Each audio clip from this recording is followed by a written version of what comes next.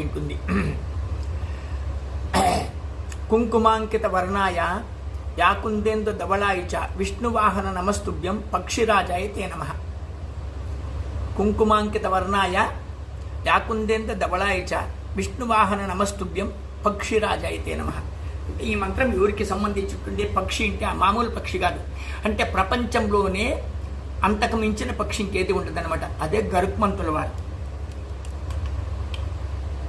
మీరు వినుండొచ్చు, పురాణాలు ఉన్నాయి కదా మనకు. అన్ని పురాణాలను భయపడి చచ్చేటువంటిది, ఇంట్లో పెట్టుకోకుండా ఉండేటువంటిది గరుడ పురాణం.